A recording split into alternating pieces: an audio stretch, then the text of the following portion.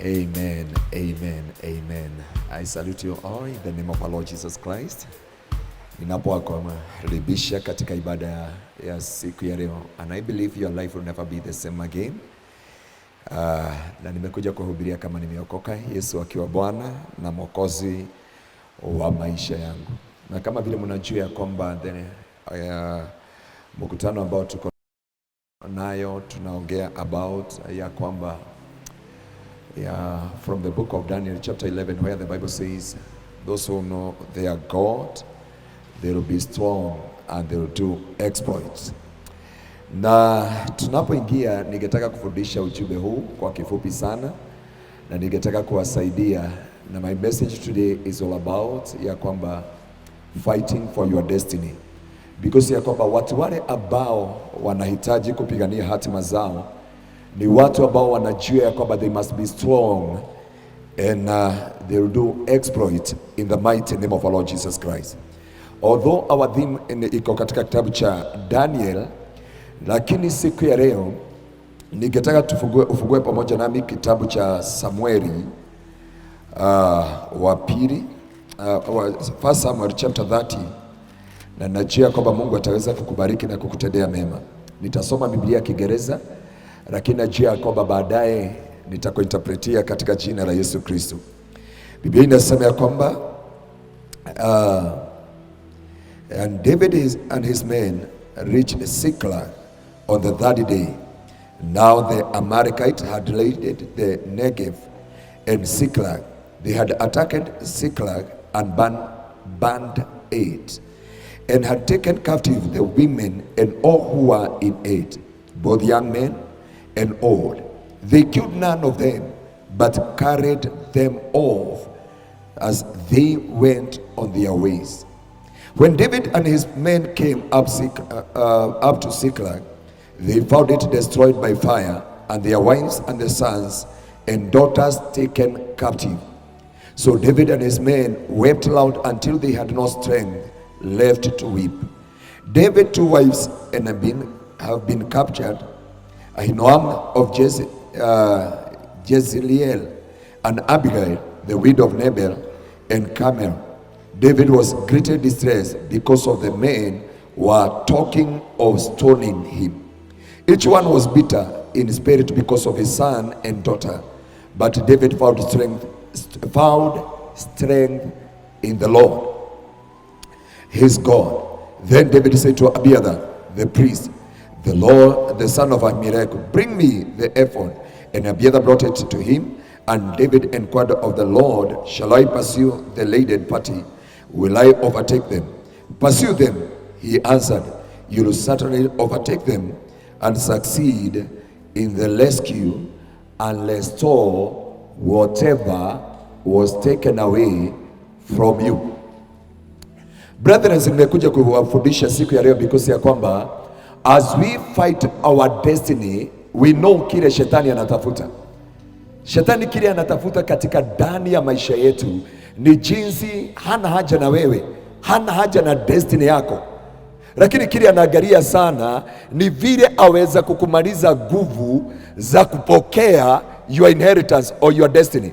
Tumesoma in the book of 1 Samuel chapter 30 from verse 1.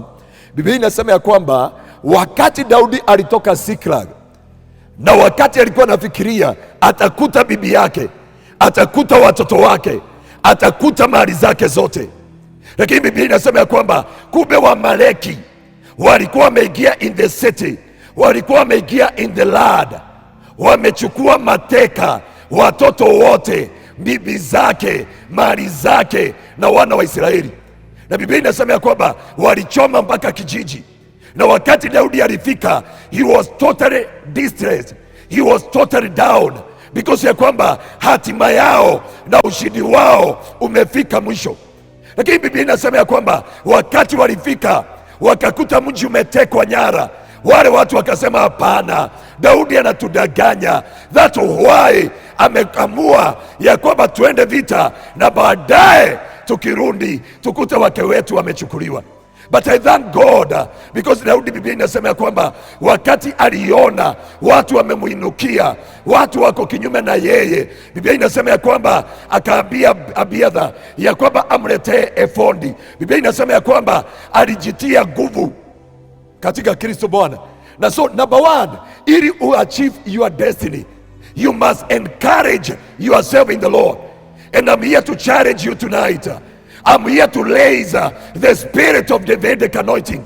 Watu ambao hawataangalia situation, hawataangalia hali, hawataangalia vile watu wanasema, lakini wasema ya kwamba I'll get my strength in the Lord. I must rescue my nation. I must rescue my family. I must deliver and rescue my wife and my children. And the Bible says David encouraged him in the Lord. Akasema hapana, ya kwamba sitakubalisha maadui waende na hatima yetu. I'm here to encourage you tonight in the mighty name of Jesus. Wherever you are in this room, outside of the nation, nimekuja kukuambia it is your time to encourage yourself in the Lord and fight for your destiny and fight for your generation. Daudi alisema ya kwamba sitakufa moyo kama wale wengine. Daudi alisema ya kwamba nimekataa. Wale wengine walilia sana, wengine wameruhusu hope katika maisha yao, lakini Daudi akasema no way. Wamechukua wake wetu, wamechukua watoto wetu, wamechukua hatima zetu, wamechukua ng'ombe zetu na kondoo. Wale wengine walikuwa wanamaanisha wameshindwa vita, but the Bible says and David encouraged himself in the Lord. Na siku ya leo kama kuna siri ni ya kujitia nguvu katika Kristo Bwana, na useme ya kwamba from today I refuse to become a storyteller. I must fight for my destiny, no matter vile wamekamata watu wetu, vile wamefunga watu wetu, vile wamefunga destiny zetu. Daudi akasema no way, sitaiba wimbo ambao watu wale wengine wanaiba. And tonight I release the grace of God ya kwamba ikaweza kuingia ndani ya maisha yako, that you may fight for your generation, that you may fight for your children, that you may fight for your destiny in the mighty name of Jesus. Turanideka tuge, tumekataa kukaa katika mahali pale pa kufinyiliwa. 4 things you're supposed to focus about it. Number one is to understand yourself. Never compare yourself with other people. Na hii ndio downfall ya many great men and women of God, because they never understand themselves. They compare themselves with other people. Shida ambayo tuko nayo watu wengi wanajikompea na watu wale wengine, lakini Daudi alisema I will not compare myself with my brother and my sister. Wao wamefujika moyo, wao hawana siri za kiroho. And today, my brother, my sister, I'm here to encourage you that you may be able to understand yourself in the mighty name of Jesus. You may declare tonight, you are not a user. You are, oh my gosh, utangaza siku ya leo, you are not a loser in the kingdom of God.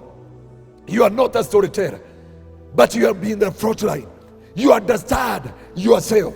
Daudi alisema ya kwamba mimi ndio nilikuwa nimeua simba na dubu, ya kwamba nimeua majitu na mahali nimeua Goliathi, lakini mahali kumefika I will not allow ya kwamba kuiba wimbo ambao naibwa na watu wale wengine. Biblia inasema ya kwamba walikuwa wamelia mpaka wamefika mwisho. And I'm here to encourage wale ambao wanalia, nikwambie it is your time, nikwambie it is your season. Don't allow, don't entertain the spirit of discouragement upon your life. And today I'm raising the Davidic anointing in our time, in our season. In this season, we declare and we declare in the mighty name of Jesus, we will not entertain, we will not allow the spirit ya kukuva moyo. Na inua roho ya Daudi, hata kama tunapitia vita, hata kama kuna changamoto, tunasimama na neno la Bwana. In the book of Daniel chapter 11 where the Bible says in the mighty name of Jesus that those who know their God they will be strong and they will do exploits. I decree this December, I decree the end of this year, it is your time, it is your season to do exploit in your time, in your season. Sema nimekataa, hata kama mwaka ni kuisha unaisha na hakuna kitu nimeiona, lakini I'm here to declare in the mighty name of the Father, the Son and the Holy Spirit of God, I have a Davidic anointing. Sitaangalia miezi hiyo yote nimepoteza, but one thing I know, it is my time and it is my season to shine and to be established in the mighty name of Jesus. So number one, you understand yourself. Never compare yourself with your brother or your sister, with your relative or with anyone else. The way our fingerprint, hata kama we are twin brother and twin sisters, vile ambavyo hazifanani, the same, our destiny and our assignment are not the same. Kwa hivyo kwamba hata kama uko katika mkutano wa siku ya leo, no matter where you came from, no matter your parent, no matter your background, ile ambayo umetoka, lakini kuna jambo moja unahitaji kujua, ya kwamba I'm fearfully and wonderfully made. You must understand yourself in the kingdom of God.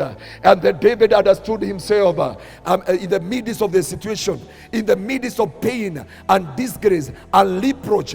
Daudi aliweza kujielewa. Na siku ya leo, I commission you tonight, I release a grace, ukaweza kujielewa, ukaweza kujijua, ukaweza kujifahamu katika maisha yako. And I believe that at the end of the year, ya kwamba you arrive, will never be the same again. Daudi alifika Siklag, watoto walikuwa wamebebwa, ng'ombe zilikuwa zimeenda, kila kitu kilikuwa kimeisha, lakini Biblia inasema ya kwamba he encouraged himself in the Lord. And you need to encourage yourself in the Lord. Wacha kuangalia watu wale wengine. You can do. Daudi alisema ya kwamba, Paulo alisema ya kwamba I can do all through Christ who strengthened me. So you need to encourage yourself.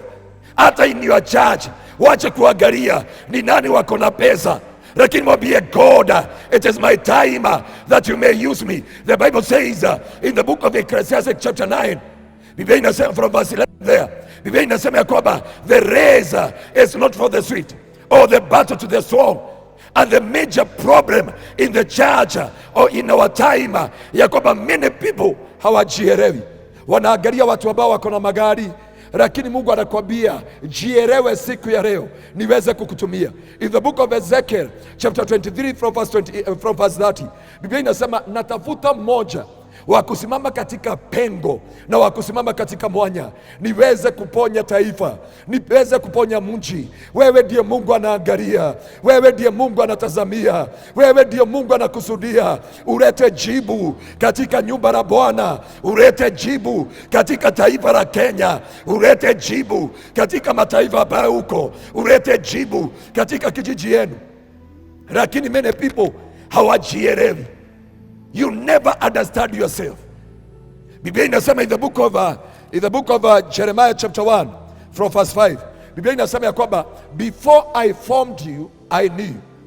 And before you came out from the womb of your mother, I set you apart. So the assignment of God or the purpose of God upon your life was assigned before you came in the womb of your mother. So in this congregation, you must understand. Just tell your neighbor tonight, mwambie kwamba I'm not like you. Wewe umeitwa ni kama meno. Meno imejaa kwa mdomo na kanisa inakaa kama meno. Ya kwamba kuna premora, kuna mora, kuna canine, na yote haifanyi kazi sawa. Yote iko kwa mdomo mmoja. And that way nakwambia kila jino linaelewa kazi yake. Na usiku wa leo na mchana wa leo, I release a grace and I commission you tonight that you may understand yourself, that you may deliver ya kwamba your nation and fight for the destiny of your generation, of your children. That mtumishi wa Bwana ambaye anaitwa Joshua alisema ya kwamba it is my time and it is my season. Alitangaza akasema, in my time and in my season hakutakuwa na blackout kwa maisha yangu. Akasema mimi na jamii yangu. Alijielewa katikati ya Waisraeli wote, katikati ya watu wote. And that's why I'm challenging you tonight in the mighty name of Jesus. Na uweze kusema ya kwamba I can do all through Christ who strengthened me. I'm here to commission you. Waibaji wote uweze kuelewa, waweza kwenda kwa mataifa. Wachungaji wote ya kwamba mwaweza kwenda hata kwa mataifa. Never limit yourself, never despise yourself. You are fearfully and wonderfully in the kingdom of God. Encourage yourself. And the Bible says, and Daniel encouraged himself in the Lord, and David encouraged himself in the Lord. And that's why Daniel, Mungu alimwambia in the book of Daniel chapter 11, those who know their God, they'll be strong and they'll do exploits. Number two, after understanding yourself, number two, what you need most in your life ni kitu kinaitwa somebody ambaye aweza kukuwezesha to carry divine purpose or divine grace. Now so you need to have a spiritual father. You need to have a spiritual father or somebody who had authority upon you. The Bible says ya kwamba Daudi alikimbizwa many years na Saul. Alipoteza miaka mingi, alipoteza akikimbizana na Saul. Lakini Biblia inasema ya kwamba time came, wakati Daudi alijielewa, baadaye akajua napigana vita na kuna watu walio na neema ya juu. Napigana vita na kuna watu ambao wako juu yangu. Hapa ndio nakwambia, you need to have a destiny helper or a destiny connector, somebody who can speak a word upon your life. Biblia inasema David wasted a lot of time akikibizana na Saul, akikibizwa kwa mabode, akikibizwa. Washirika, wacha ni wa challenge siku ya leo ya kwamba kuna vita. Kama ungekuwa na spiritual father, kuna vita uwezi ukapigana nayo. Biblia inasema ya kwamba wakati Daudi alichoka kabisa baada ya kupoteza many years, ndio Biblia inasema alikimbia Rama. Wakati alikimbia Rama, Biblia inasema ya kwamba akafika kwa Samueli. Wakati alifika kwa Samueli, I thank God that Daudi alifika kwa Samueli akiwa amehema, amekimbizwa na Saul, amechoka, amepoteza nguvu zote. Lakini I thank God because of the destiny helper, because of the divine connection with our spiritual fathers. Biblia inasema ya kwamba wakati alifika kwa Samueli, Samueli alimwambia Daudi, kaa chini ukule na unywe, hakuna mahali wakati mwingine Saul atakukimbiza. Biblia inasema ya kwamba ripoti ikamfikia Saul, Daudi ako Rama pamoja na Samuel. Biblia inasema ya kwamba Saul akatuma kikosi ya kwanza ikamalize Daudi.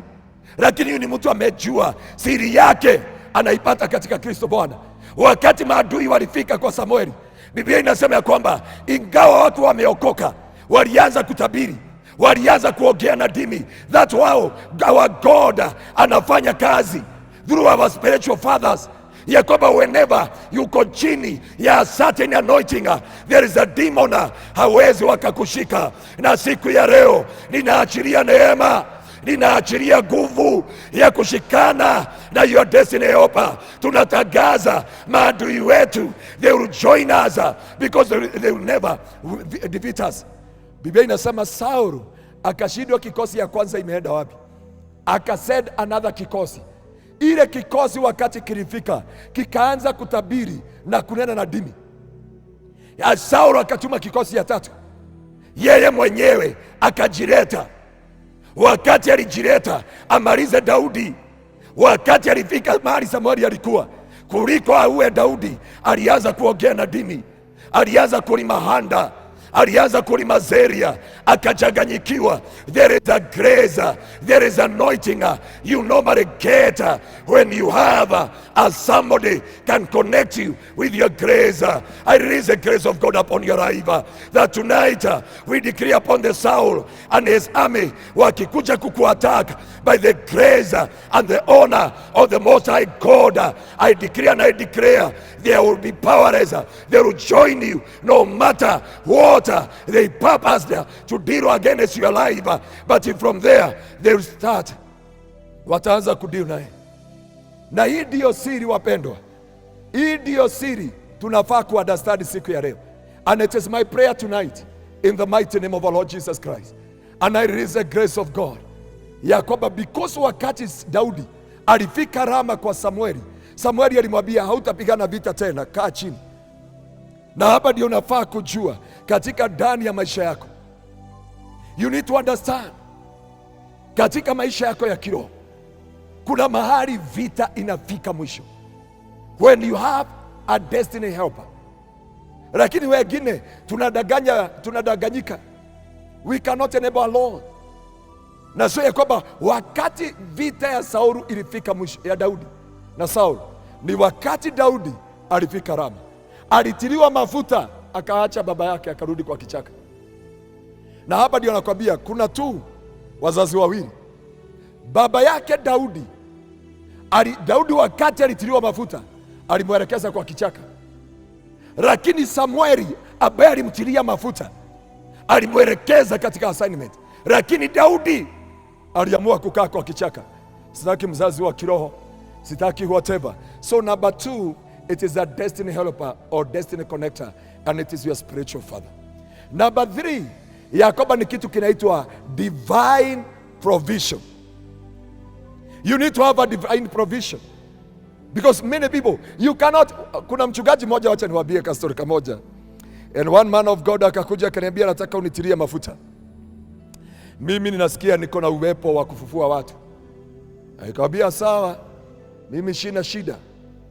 Lakini wakati nimfungua akaniambia ameenda kufungua kanisa upande wa Ruai, lakini hakuwa na divine provision, hakuwa ataanzia wapi.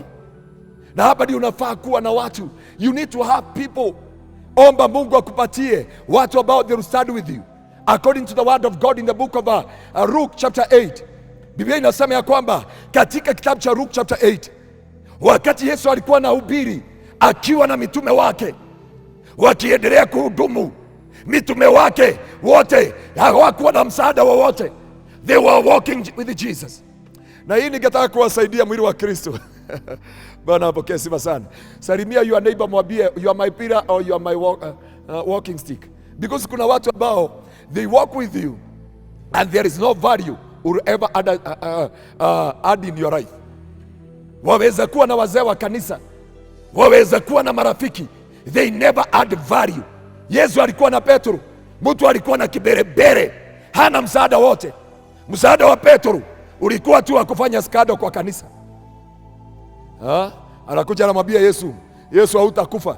Yesu anamwambia wewe kulingana, wewe behind me Satan. Anasema basi nimekubali. Anamwambia Yesu hautaniosha miguu.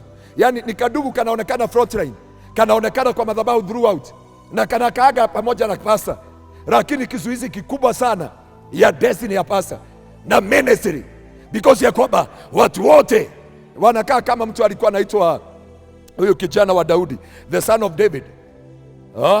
Alikuwa anaitwa Adonijah. Adonijah alikuwa anakaa katikati ya baba yake na washirika. Na watu hawa usipoelewa katika ndani ya maisha yako, watakufanya uchelewe katika your destiny. Watafanya maisha yako you mark time. Watu wanaona kama uko na watu wengi. Watu walikuwa wanaona Yesu ako na mitume 12 na wote walikuwa wazee, but they were good for nothing. Wakati Yesu alisema kuna watu wako na njaa, tutafanya namna gani? Filipo aliona kama Mungu anaona ile nini 200 alikuwa nayo, kuliko apeana hiyo 200. Alisema tuko na 200 na iwezi ikatosha, lakini hapa kuna kijana ako na mikate 5, ako na samaki 2, sijui mikate 5 na samaki 2. We have those brothers, and you need to have a provision. And today I want to release grace ya kwamba Mungu akutumainie. Mitume wa Yesu 12 hakuna msaada wote, hata wakati Yesu alikuwa na watuma. mpaka wakati in the book of Luke chapter 8 from verse 1. I thank God. Biblia inasema ya kwamba wakati Yesu alikuwa anatembea na wale thenashara, kuna wamama ambao walijitokeza, akina Susa, akina Joan, akina Mary Magdalene, ambao walikuwa wametolewa pepo 7, and the Bible says from their own income they stood with the minister of God. I release a grace. Wacha Mungu akutumie watu ambao watasimama na wewe. Mungu aliinulia Musa, Aaron na Huri, people that will stand with your ministry. I release a grace of God that may God raise the spirit of Aaron and Huri upon your life. The Bible says akina Susana, akina Mary Magdalene, through their own income. Si Yesu aliwaambia wamsupport, lakini this was a divine provision. They carry the burden, walibeba mzigo wa Yesu Kristo. And I decree tonight, wacha hii mwisho tukifunga mwaka, Mungu akuinulie watu ambao watasimama na wewe as you fight for your destiny, as you fight. Daudi yeye alijikuta peke yake, because hata watu wale alikuwa anafikiria na wao, na amewatafuta waende wakamsaidie vita. Wakati walikuta vita vimechacha kwao, walitaka kumpiga na mawe, walitaka kumwangamiza. You need to have to tell God, oh God, mwathani na alikono uhe andu makurugama nani. Heri Mungu ungekuwa na watu na wachungaji wengi na viongozi na watu ambao wanataka kuendeleza injili. You need to ask God akupatie watu walio na mzigo juu yako. Wengi tuko na akina Petro, wengi tuko na akina Tomaso, they have doubt with us. Wengi wale ambao mnaona frontline in our churches, katika mahali tunafanya biashara, tuko na marafiki, lakini wakisikia umeweka biashara, they cannot support you. But today I release the grace of God. May God raise the men and the women of God that will stand with your vision. I release the grace of God upon your life. I release the anointing of God. May God raise men and the women of God that will stand with you, that will, oh my shekerebena mazokaraba, gayarogo tumanira, gayarogo tumanira wa ino wa umuthi riria andu othe mariketie nawe. Ngai agutumanire riria andu othe manogetio niwe. Andu othe ni manogetio ni Daudi, hau nio Ngai amutumanire. Na hii ndio kitu cha dhamana sana katika maisha yetu. Mwambie Mungu akupatie watu ambao that will understand ni kitu gani umebeba, because ukikosa hii, miaka imeenda. Kwani ni miaka mingapi umetabiriwa ukiambiwa this is your year, lakini uko na maono, because ya kwamba those people who have divine provision to you ni kama wakunga, ya kwamba mama akienda kujifungua mtoto hategemei bwana yake. Bwana yake anamfikishaga katika labor ward, anaenda hapo nje kupiga simu na kukunywa soda, lakini mama anaachwa peke yake na wakunga. And that's why I pray for you tonight, that may God provide to you, that may God provide wakunga, the midwife, ambao watakusaidia to give birth your vision. Ninaachilia neema siku ya leo, wacha kuwe na neema. Mungu atuachilie kuwe na wakunga watatusaidia kuzaa yale maono tumebeba. Hatutakufa moyo, hatutaavya miba, maono yetu haitakufa katika maisha yetu, maono yetu haitakufa. Lakini kile kiko siku ya leo, one thing I know, there is God who is at in heaven who will provide for the midwife. And I release a grace that you're able to give birth your vision in the mighty name of Jesus. Tumekosa watu wengi ambao waweza kuachilia nguvu za maono. You need to have a midwife. Many people we have Penina. Penina, they walk with us, they eat with us. And it is my prayer tonight ya kwamba Mungu akaweza kutusaidia katika ulimwengu wa kiroho. Mungu atusaidie siku ya leo. Mungu atuwezeshe. Mungu atuwezeshe tukaweza kupata a midwife. Do you have a midwife? Just ask your neighbor, are you my midwife? Or you are kind? you are here only to kill and to destroy my vision. Because ya kwamba at this end of the year and the year 2024, kile ambacho unahitaji ni Mungu this year tukimalizia akupatie wakunga ambao watakusaidia kuzaa maono ambao umebeba. Watu wengi, Daudi alikuwa na watu wawili. Alikuwa na mtu mmoja alikuwa anaitwa Ebina, na huyo mwingine alikuwa anaitwa Joab. Walikuwa wanatembea na yeye. Joab hakuwa na haja na maono ya Daudi. Joab alikuwa na haja na possession. Alikuwa na haja, maybe huyu daktari mnaita daktari Njoroge, tunatembea na yeye na ako na haja na possession. Bwana apokee sifa. Joab na wanaga mstari wa mbele, wanajionyesha they are walking together with you. Na Mungu akuondolee Dr. Njoroge wa Moroto Mungu akuondolee. Bwana apokee sifa. Akuondolee the 12 disciples. They have no impact kwa Yesu Kristo.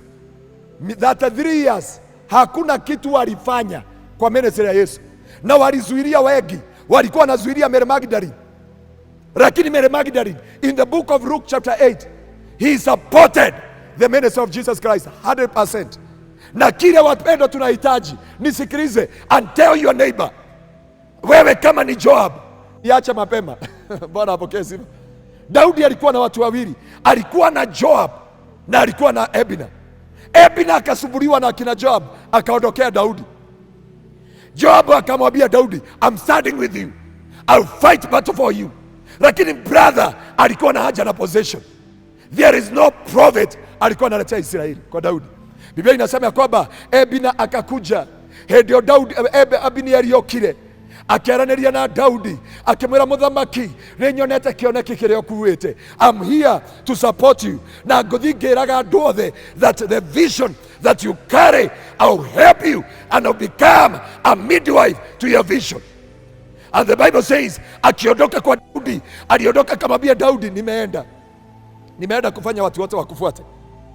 Lakini Biblia inasema sauti ikafikia Joab akiwa bali, akaambiwa Abineri walikuwa na Daudi. And the Bible says akatoka vitani akakuja kwa Abineri. Na ni vizuri ulinde watu wote. Unasikia mpendo ambao unataka kwenda bali mwaka huu tunaenda, watu wale wanasimama na wewe kihuduma, walinde kama boni ya jicho lako, na uwawekee mipaka wasikutane na watu wengine. Don't introduce them to anyone. Even pastor akikuja kuhubiri kwako kanisa, wacha kumwambia watu hao ndio unisapotia ministry. Atatafuta namba yao akakwambia, wakati nilikuja hiyo kanisa nilisikia hakuna roho wa Bwana na anataka wahamie kwake, akamagira kwake. Bwana apokee sifa sana. Hallelujah. Bwana apokee sifa. That way I discipline myself. Nikiitwa mahali kuhubiri na wale wameniona nikienda kuhubiri na wachungaji wengi. I remember nilienda kuhubiri kule kunaitwa Gashie CFF. Nikimaliza ya kwamba Reverend alikuwa ananipigia simu, uko wapi? Naambia mimi niko Mombasa Road, narudi Kitegera. Ananiambia huko unakunywa chai?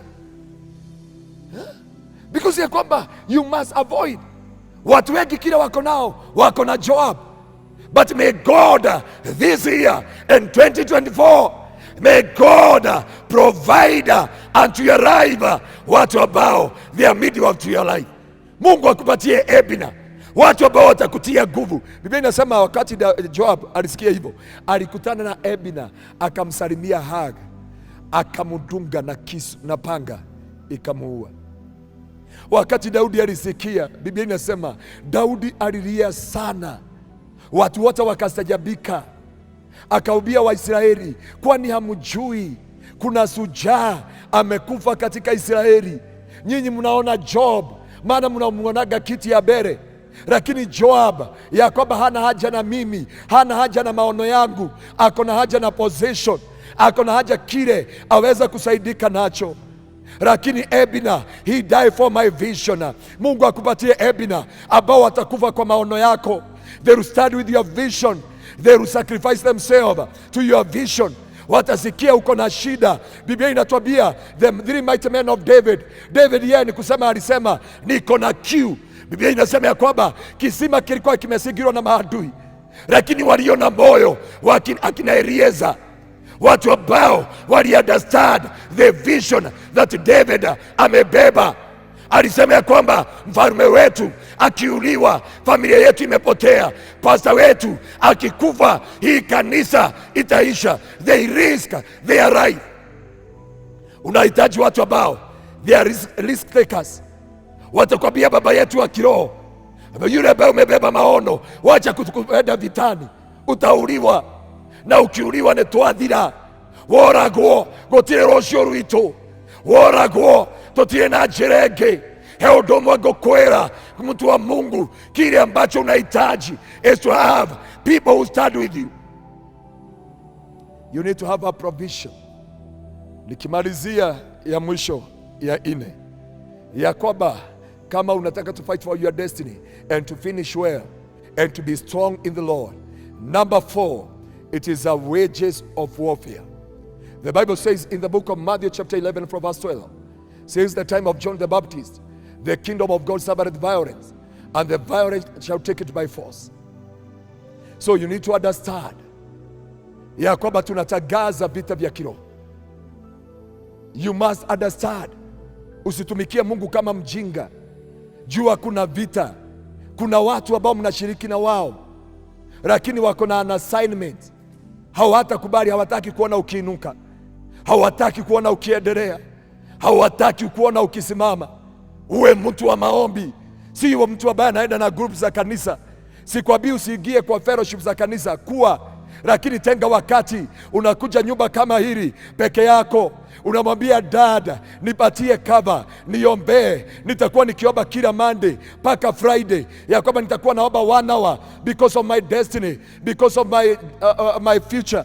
The Bible says, the book of Isaiah chapter 62 from verse 1, for Jerusalem's sake I will not keep silent, for Zion's sake I will not keep silent, mpaka nione mwangaza umeweza kuangazia kanisa letu, praise yetu, wazee wa kanisa, ya kwamba kunahitajika watu ambao wanakuwa moyo kama Elieza. Elieza wakati walikuwa na Daudi wakiangalia gano, Wafilisti walikuja, Biblia inasema Waisraeli wote wakapotea. That man alisimama na mkuki, alipigana mpaka mkono ukaganda, ya kwamba kanisa siyo yake. We need these people. Maono haikuwa yake, maono ilikuwa ya Daudi, lakini Elieza alipigana mpaka mkono ukaganda. Biblia inasema ya kwamba another time maadui wote Wafilisti wakakuja kuiba bare ya Waisraeli, and the Bible says askari moja wa Daudi alisimama katikati ya gano, Waisraeli wale wengine wakapotea, akapigana na wao mpaka hakuna nguvu zilibaki, Waisraeli wote, maadui wote wakaenda. You need to understand this battle life is a spiritual. Hii vita ni ya kiroho. Mungu alimwambia Jeremiah in the book of Jeremiah chapter 1 from verse 10. Verse 4 alimwambia Jeremiah, before I formed you I knew you, before you came out from the womb of your mother I set you apart. Lakini verse 10 anamwambia Jeremiah, see today I appointed you over the nation, over the kingdom, to uproot, to destroy, to break down, to overthrow, and to build and plant. So you must understand, according to the word of God, in the book of 2 Corinthians chapter 10 from verse 2, Biblia inasema ya kwamba ingawa tunatembea kwa mwili na kwa damu, vita vyetu sio za mwili na damu, lakini vita vyetu ni vya kiroho, to destroy and to pull down every stronghold and to take captive every thought, every imagination. I release the grace of God. You are warrior, you are victor in the kingdom of God. Itatangaza vita katika ulimwengu wa kiroho, useme nimekataa kuzuiliwa, nimekataa kunyanyazwa, nimekataa kuagushwa, nimekataa kuzuiliwa in my life.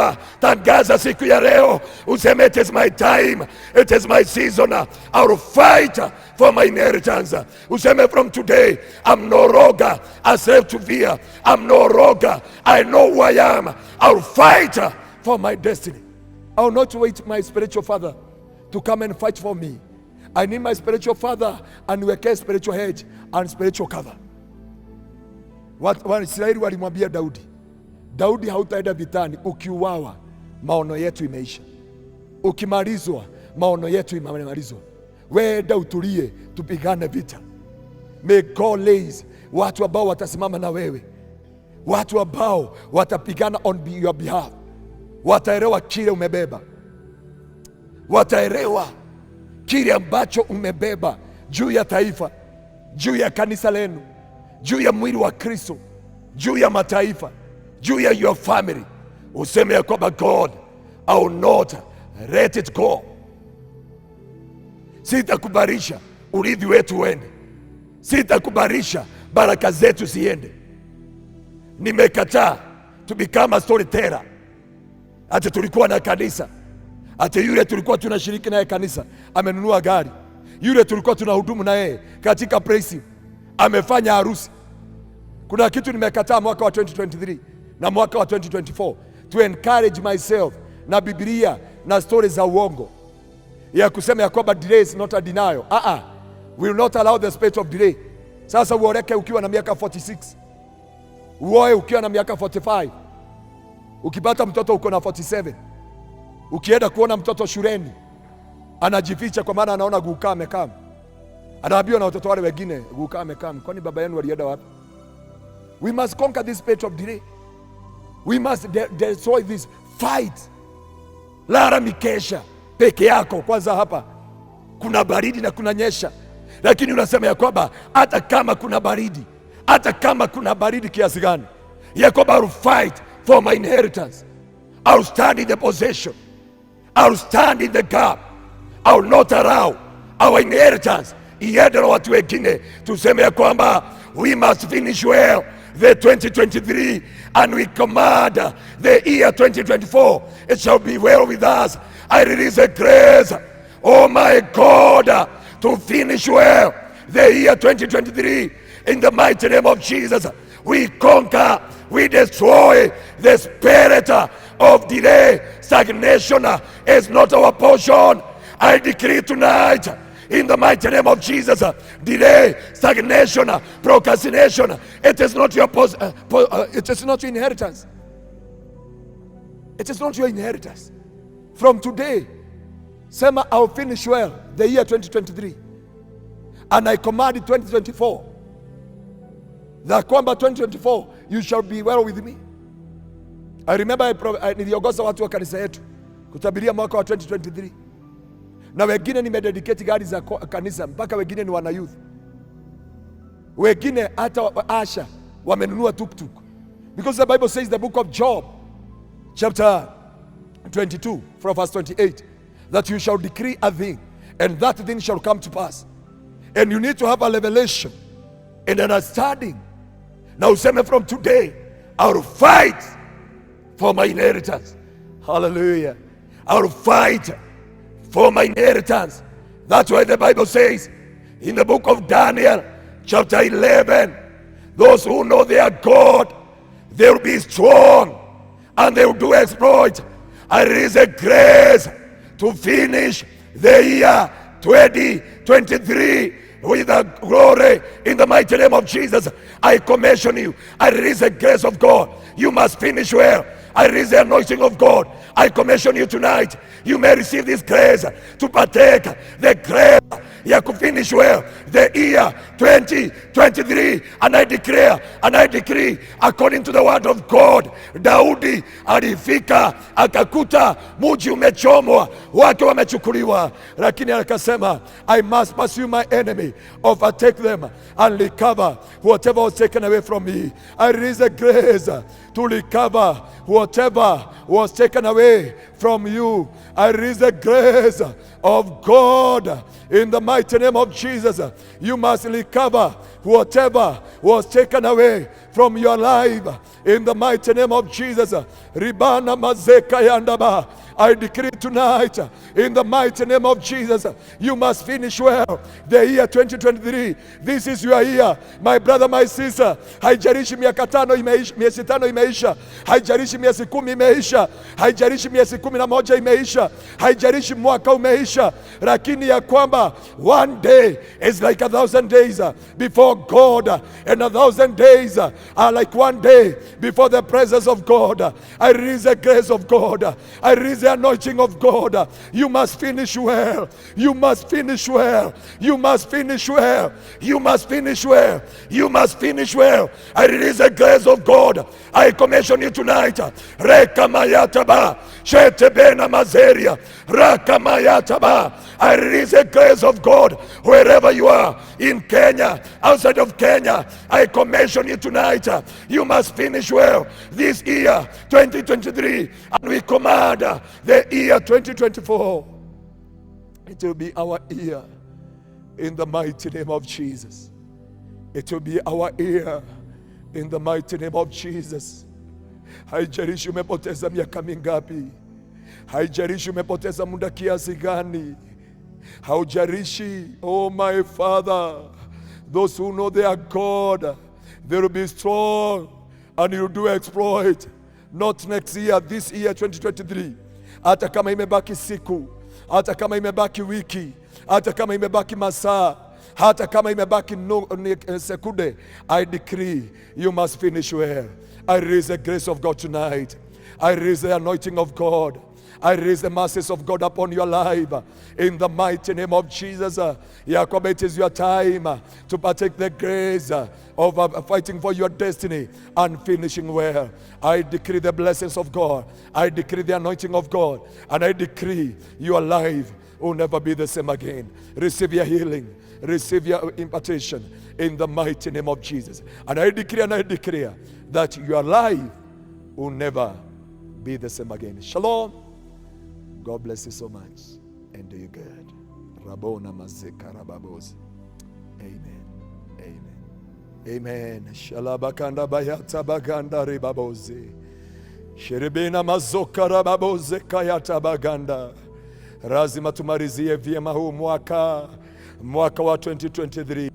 Ingawa mambo yamekuwa mazito, ingawa mambo yamekuwa magumu, ingawa tumepitia moto, ingawa tumepitia mambo mazito, tunapoenda kumalizia siku ya leo, ninataka kutangaza baraka kwa wale wote ambao mnatutazama, kwa wale wote ambao mnatusikiliza. Ninaachilia baraka ya Bwana, ninaachilia ushindi wa Bwana. Wale wagonjwa, natangaza uponyaji wa Bwana. You may receive your healing tonight. You may receive your healing today in the mighty name of Jesus. Naachilia ushindi wa Bwana. Oh my God. Oh mazeria shatabayata. Hii magonjwa yote ikakuachilie. Hii mateso yote ikakuachilie. Hii uchungu wote ukakuachilie. Hii aibu yote nimetangaza. Every pain, every disgrace, every reproach in the year 2023 haina uwezo juu yako, haina uwezo juu yako. I release the grace of God. I release the healing of God. I release the deliverance of God today in the mighty name of Jesus. Naachilia uwezo wa Bwana. Ndarekereria nya wa Ngai, onio wa Ngai othenya wa umuthi ya kwamba hautalia mpendwa, hautalia tena, hautalia tena. Hey, shatabagandaraba. Wacha Yesu atembee kwako siku ya leo. Alitembea kwa Hana, aibu yote ikafika mwisho. Wacha atembee siku ya leo. Wacha Bwana atembee. Nimeachilia baraka, nimeachilia ushindi, nimeachilia kibali, nimeachilia neema. Popote uko siku ya leo, you may receive this anointing, you may receive this grace, you may partake this grace, and I commission you tonight that your life will never be the same again. May the Lord bless you. May the Lord do you good. May the Lord anoint you with a fresh anointing. And you must finish well in the mighty name of Jesus. Shalom. God bless you. God bless you. God bless you so much. Mungu awatendee mema. Mungu awashidanie. Neema ya Bwana ikuwe na wewe. And you must finish well. Tell your neighbor, you must finish well this year 2023.